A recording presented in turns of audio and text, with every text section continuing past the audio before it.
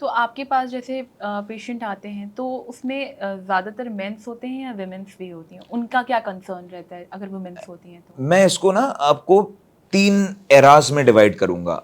Are legacy is from 1926, so my great grandfather to my grandfather to my father, I am the fourth generation sitting here, we have completed 98 years in this field.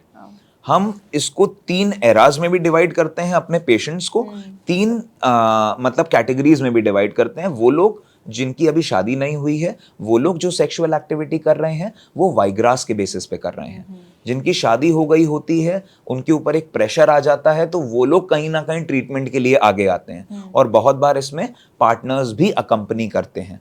और कुछ लोग ऐसे हैं जिनकी family पूरी हो चुकी है, सब पूरा हो गया है, but at the age of 40-45 वो एक सेक्सलेस मैरिज का सामना कर रहे हैं, तो वो एक थर्ड कैटेगरी हमारी हो गई। तो मोर ओवर इसको ओवरऑल अगर रेशियो में हम देखें ना, कि मेल ज्यादातर आते हैं, बहुत ज्यादा चंक मेल्स का है, बट अब इन दिस डिजिटल एरा जब लोग देखते हैं कि इसकी भी ये प्रॉब्लम है, उसकी भी ये प्रॉब्लम है, तब फीमेल्स अकंपनी करती हैं, और मोर ओवर अपॉइंटमेंट्स भी फीमेल्स लेती हैं, और पहली बार बात भी मेरे से वही करती हैं।